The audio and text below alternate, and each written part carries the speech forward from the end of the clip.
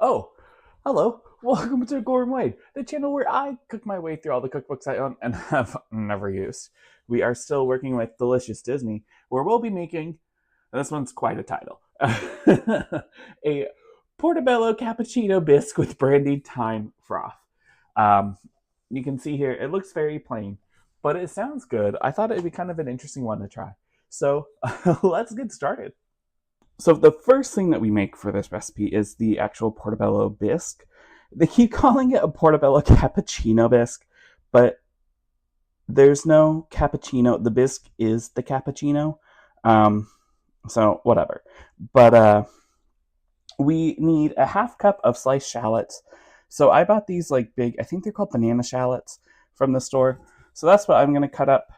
We only need a half cup, so we don't really need that much, but I'm just going to take off all of the skin from the whole thing, and then we'll dice, or I guess slice a half cup. There we go. That is a half cup. I'm gonna get I'm gonna get a baggie for my shallot, and I'm gonna add a tablespoon of butter into my pan. I just went ahead and used the like knockoff version of the Kerrygold butter from Costco, which is great butter. And we are going to saute these until they are translucent. So you can see we've changed pots because I realized that we're making bisque. We're not just sauteing. So I needed like an actual pot. Don't mind the burnt stuff on the bottom. That's from the other day. I made this delicious like beef short rib. I don't even know what it was, but I had those short ribs with like vegetables in the oven for hours, and they were delicious. But stuff did kind of cook on the bottom on accident, and got like pretty stuck on there. So I got off what I could, and now it's just gonna be flavor in this dish. But our shallots are looking pretty good. They're looking pretty translucent. I have gotten the heat back up to temperature. So now we need to add in, I also added in a little more butter because we lost some butter in the transfer from pans. But we're going to add in a cup of sliced portobello mushrooms with the gills removed. So I guess I should have gotten these ready, right? I wasn't really thinking about it. And we also need 2 cups of white sliced mushrooms. So I cheated. I bought the white pre-sliced mushroom pieces because I wasn't going to sit there and buy full mushrooms. Now, maybe the gills are supposed to be removed from these too, but it doesn't say specifically that in the book. It just says that for the portobellos. Okay. And there's 2 cups of white mushrooms, which is maybe like 3 what am I saying? A third of the regular like 12-ounce package. And then I've got over here some pre-sliced portobello mushrooms. This is all they had in the store were pre-sliced portobello mushrooms. They didn't have like the big caps or anything. So that's what I bought, which I think is fine. I don't think it's a big deal, but we need to remove the gills. So I've got my little paring knife over here. Normally, I think you would take a spoon and kind of remove the gills that way. Oh, it looks like maybe we can. Okay, we can still do that. The only problem is, like, sometimes the mushrooms break. And the reason they don't want the gills is because that's like, you can even see here, like that's where a lot of dirt is. But I'm just gonna scrape off the gills with the back of my spoon. And we need a cup of sliced portobello mushroom. So, my knife. I kept my spoon because I might need it again. I'm not 100% sure. But I'm going to take my knife and just kind of cut these into like big chunks. There we go. And I'm going to turn back on the heat. And we need to saute these mushrooms once the heat gets back up for 7 to 10 minutes until like all of the water has evaporated. So this is just a mid-saute check-in. We're still releasing quite a bit of juice, as you can see from the steam. They haven't really, like, You know how sometimes you add mushrooms and they immediately get the pot like wet from the water that was inside them? That hasn't happened here, and I don't know if it's just because I've got like a bigger pot or what, but it's been pretty dry as far as I can see. So it's like the water's definitely just turning straight into steam. But so here we are. It's been just about 8 minutes. I think for the most part, all of the juices have evaporated from the mushrooms. This smells delicious. It's got like a deep caramel smell with that mushrooms smell on top. If you understand, you understand, and if you don't, I don't know how better to explain it. But we are gonna now move on to our next step. We have to add in sherry and reduce by half. So this is the sherry cooking wine I got. It was just at the store. I don't know much about like sherry cooking wines, but I don't see why this is, you know, I'm sure they're all very similar. But that's going to be a half cup. Let's lower this while I measure out our next ingredient. So our next ingredient is demi-glace. It's supposed to be a veal demi-glace, but I couldn't find it anywhere. This Miner's demi-glace is what I found. I actually had to get it through Amazon. In Miner's, I looked it up as like a restaurant brand, so I don't think they sell to consumers like super directly often. But here's which I'm now realizing is not really demi-glace. So what if we just what do we do? Do we stop this here? I mean, the sherry's almost cooked out all the way, so I'm gonna get that off the pan. I might go ahead and just make a demi-glace real quick with this, if I can find the directions. This has been a whole thing. Honestly, this has been such a pain. And this is like immediately why the recipe gets, even if everything else goes perfectly, because of the demi-glace, it's immediately getting like an 8. I do not. Okay, so not that this is part of the recipe, but I might as well show you what I'm doing. We're taking this. I did confirm that this is a beef demi-glace. I don't even know if you make demi-glace from vegetables, but it's not the first ingredient. But it is made from beef, and I know we're supposed to specifically have veal, but I can't imagine this is that much different. And I don't know, maybe like veal or beef demi-glace is made from veal, like in this sense. I'm not sure. But we have this to a rapid boil. We turned off the heat, and now we are supposed to stir this in with a whisk until it is thick. I couldn't find this in the store. I couldn't. I went to 5 grocery stores. I Googled grocery stores to go to, and nobody had demi-glace. And it said, like, Google was giving me brands. You know, I had everything that I thought, like, I needed, but I could not find it in person.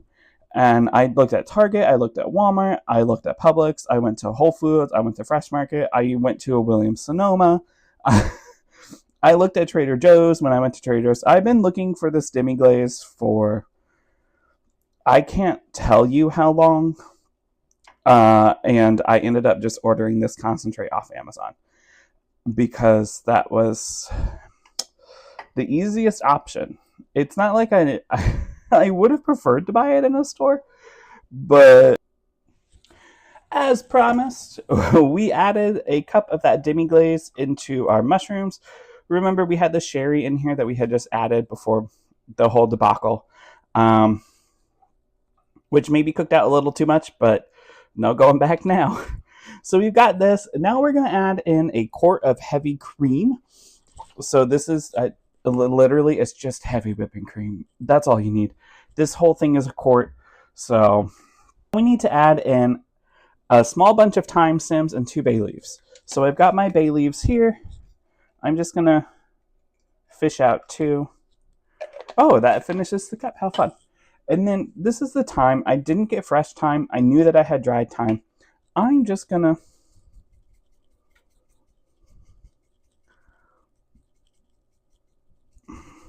there we go. That feels like maybe 2 stems worth of thyme. And we're going to give this a stir. We're going to bring this to a simmer, and we're going to simmer it for 25 minutes. You can kind of sort of see it, but this here in the back, that is the bisque that we've been making. I moved it to the back burner. Um, Not very well because it is boiling more than it should, but it's a smaller burner. So like if it boils in the middle and not on the outside, that evens out, right? Um, but this has about 5 more minutes left. So we're going to go ahead and start with the next step, which is sauteing some portobello mushrooms. So we've got our pan. This is the one we started the shallots in, so I'm keeping the butter in there. It's going to have nice flavor. I went ahead and off camera while we were in the middle of simmering our bisque, I went ahead and degilled our portobello mushrooms. The words have gotten so hard all of a sudden, and I don't really know why. I went ahead, and we need a cup of these, so I just took 5 of the strips. They're supposed to be julienne, but to me, these are like really, really long, and so I'm going to cut them in half. I know that they have smaller portobello. They have like these are like the really big portobello mushrooms, almost like the ones that you would use for like a portobello burger or something like that. They didn't have anything else, but these are supposed to be julienne, and you can see they're already pretty, they're sliced. I'm just going to go ahead and slice them in half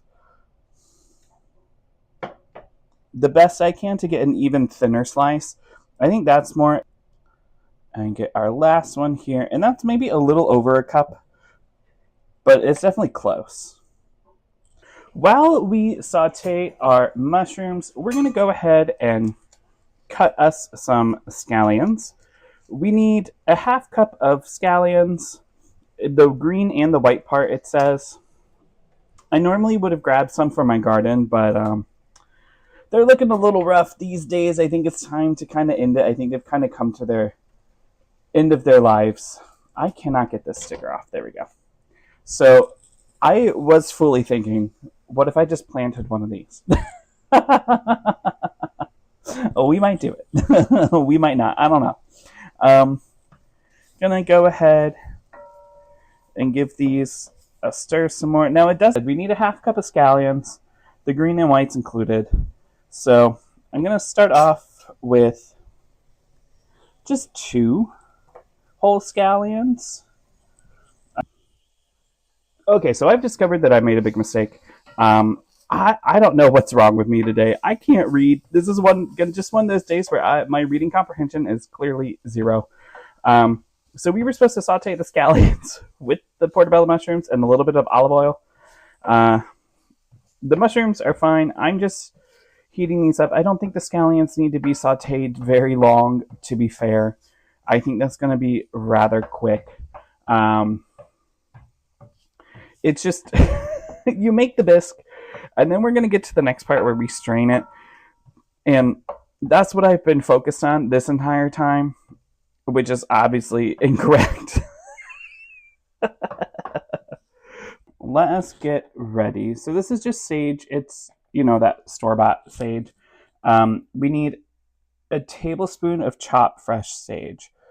So let us go ahead and pick some of the bigger leaves off. I'm not measuring a tablespoon. I've measured enough today. We've made it to the point in the video where I'm like, nah, it's fine. I'm going to say that that's probably going to be a tablespoon. And we're just going to take it up. Get ready for straining our bisque. I've got this bowl out. I have, what is this called? A strainer. I am going to put on my oven mitts, and I don't know if we'll be able to fit all the bisque in the bowl that we have, but here's our bisque, and we're just gonna pour. Oh yeah, we're fine. This is our bisque.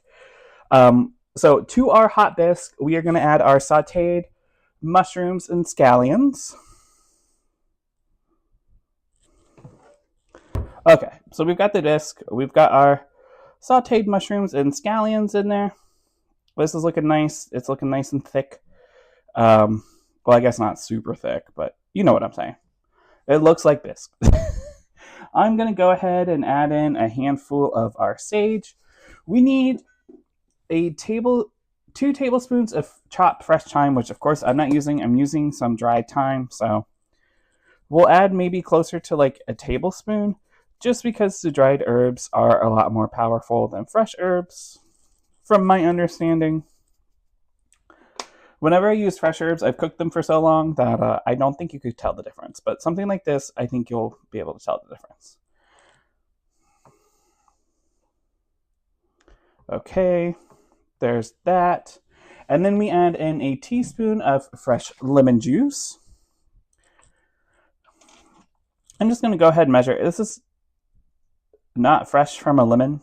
It's the like store-bought fresh lemon juice. I think that's okay.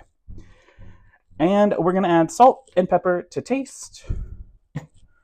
So, because this is one thing, we haven't salted or peppered this yet. So I'm going to be probably a little generous on both. More so than I would maybe want to be normally.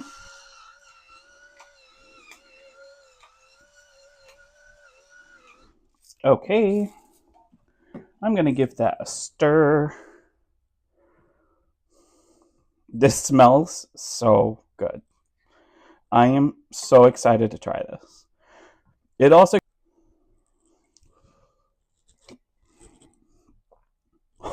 Oh, that is so good.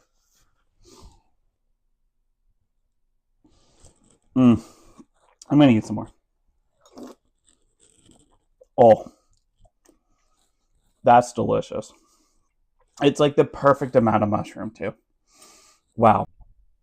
So we've moved things to the side. Now we are ready to make the froth for our cappuccino. We need a cup of heavy whipping cream. It specifies cold. I mean, it's in the fridge. Is it not already cold? Is it supposed to be colder? I don't actually know. I do know we are going to be whipping this by hand. And I do know that when you whip by hand, you want things cold. So I went ahead and stuck this bowl in the freezer. And it's been in the freezer since we started this video. But there's a cup of heavy cream. We need 2 tablespoons of chopped fresh thyme, which of course I don't have. So here comes some dried thyme. We'll call that there. We need a half teaspoon of salt and a 1/4 teaspoon of pepper. There's our pepper. Here's our salt. And then we need 2 tablespoons of brandy or cognac. So this is the brandy I have. It's what was at the store. I've had this for a while. So I didn't have to buy it, which is really nice. But of course, if you don't have brandy, you'll have to buy it for this recipe or leave it out. I really don't know what the difference would be. But we're going to use it with, there's one, maybe a little more. So that was definitely like 2 tablespoons plus. And now we are just going to whip by hand until soft peak. Okay, look at that. That's a pretty soft peak. I'm proud of us. We did it. I'm going to set that to the side. I'm going to clean up a little bit. I'm going to go ahead and plate this. We're going to switch camera angles. And we're going to make our little cappuccino. And we've done it. This is our Portobello Cappuccino Bisque with a thyme foam. Brandied Thyme Froth. There we go. It's the longest name. I know they're trying to tell you all the ingredients in it, but it's the longest name. But look at this little thing. It's so cute. I know that this is not a cappuccino cup. This is just a mug that I got from my friend, but I didn't own any white mugs. So this is what we're working with. But let's give this a try. We already tried the bisque. I know that's good. I haven't tried the faux froth yet, but oh.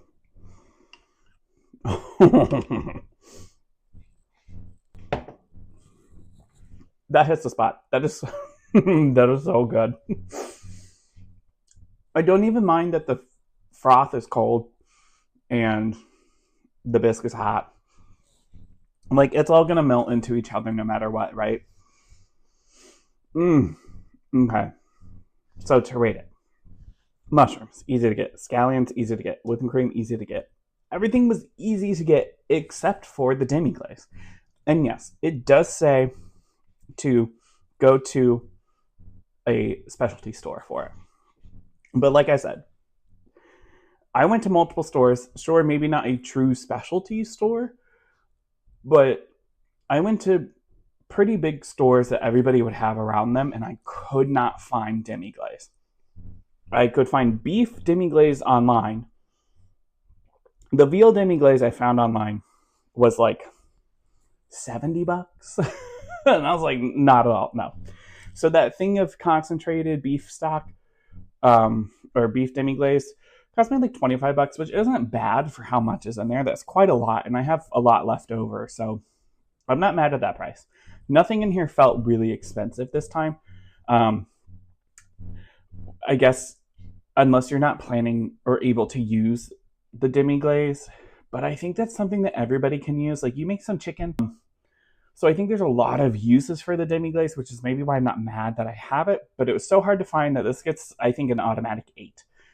Other than that, easy to make. It used a lot of heavy cream. So maybe a 7.5 just for the amount of heavy cream it used and how hard the demi-glace was to find. But I like this one a lot. The recipe was easy to follow. And at no point did I think like, oh, this is really hard. So this is delicious. This comes from the Napa Rose restaurant at Disneyland, which I have not been to. I don't even know if it's still on the menu. But if it's not on the menu, make it yourself because that is so good. I'll see you in the next one. Bye.